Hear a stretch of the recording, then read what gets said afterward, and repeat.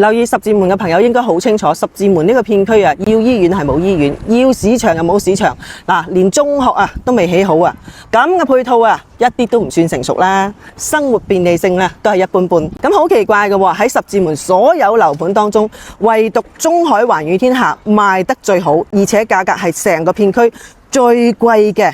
唔理咧係一手房市場，抑或係二手房市場，佢都係片區內嘅 No.1。咁點解會咁樣呢？喺成個十字門片區，基本上一大部分嘅二手樓，佢嘅價格係腰斬咗，唯獨呢就係中海環宇天下呢邊嘅二手房嘅價格依然堅挺。我就咁講呢，大家可能唔係好清晰啊。我俾中海近半年嘅二手樓成交數據俾大家睇一睇，你會發現近半年嘅成交房源，呢啲房嘅業主呢，相比之下就喺當時買入嘅價位呢跌30%。咁呢個呢都係事實，但係呢對比呢十字門成個片區嘅一手房價格或者係二手房嘅價格，佢反而係高一啲嘅。點解會出現啲咁嘅現象呢？點解十字門嘅配套未完善，中海呢依然可以呢就係獨當一面呢？點解人哋喺度跌，佢依然係企得咁穩呢？甚至乎佢嘅二手房仲貴過一手房。今日呢就一次過呢同大家呢講清楚，你聽得明白呢，你係會知道中海係貴有貴嘅道理，而且佢係有佢嘅硬實力。咁係有啲咩硬實力呢？首先就係中海本身嘅業主一啲都唔缺錢。中海啲業主呢，大部分呢當初買中海嘅呢，基本呢都係資產配置嘅群體，唔係剛需客，唔係炒家客，都唔係嗰啲呢好等錢使割肉賣樓嗰啲人。所以呢，佢放盤嚟賣嘅話呢，基本呢都係變現同埋呢資產優化，唔係話喂救命賣房啊大佬。業主有底氣，心態穩，自然就唔會賤賣啦。價格自然就硬噶啦，就唔會跟住成個片區嗰啲咁嘅其他嗰啲房源嗰啲二手房亂咁跌價啦，係嘛？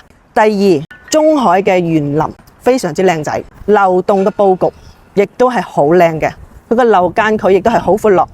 喺整個十字門所有嘅樓盤當中，佢係 No.1 嘅標杆項目，檔次非常之足。你就睇下我哋而家身後嘅呢啲就係中海嘅樓啦，係咪好靚仔好新淨？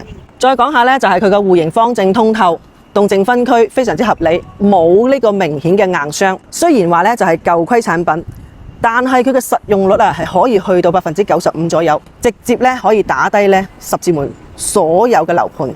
第三呢，就係中海嘅交樓標準呢係非常之高嘅，一直以嚟呢都係我哋十字門片區當中嘅 No.1 噶啦。用料紮實啦，佢嘅品牌過硬啦，細節到位啦，再加上中海呢自己有自持嘅高端嘅物業管理啦，管理嚴啦，維護好啦，又有貼心嘅服務。你可以睇下我身後呢個小區都有幾年噶啦，但係你睇唔睇到啊？係咪歷久常新啊？呢啲呢咪就係一個好物業做到嘅咯。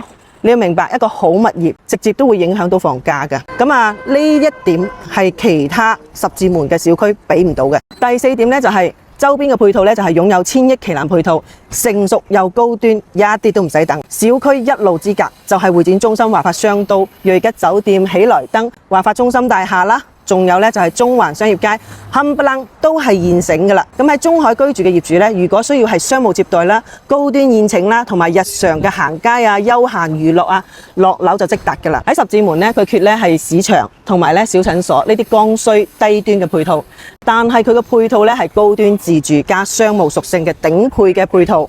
買中海嘅呢啲業主嘅話呢，根本唔需要日日走去街市買餸嘅，係嘛？佢要嘅係咩呢？係圈層同埋體面嘅生活。第五點就係交通非常之方便，就喺小區嘅家門口有十字門輕軌站、公交車站，一站呢去橫琴，幾站呢去到拱北啊、香洲啊咁樣，步行500米呢就可以去到我哋嘅港澳直通巴士站，直接呢去到港九新界啦。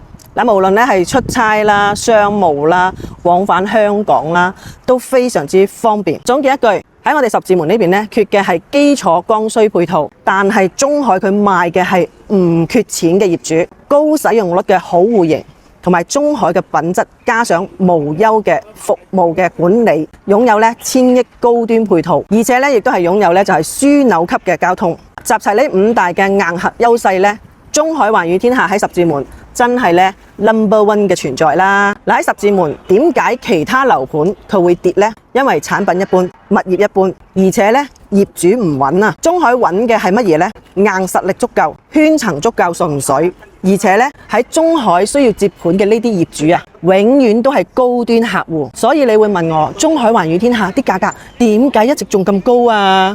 答案就係佢賣嘅唔係十字門嘅配套，佢賣嘅係中海嘅稀缺品質，同埋咧琴澳第一頭牌景觀，仲有高端成熟生活圈。嗱，識貨嘅人咧自然就會賣單㗎啦。我呢度咧整理咗一份咧中海環宇天下嘅一手樓同埋二手樓每一個戶型嘅報價單俾你。如果你係有興趣嘅話咧，記得點擊屏幕產品問我攞資料啦。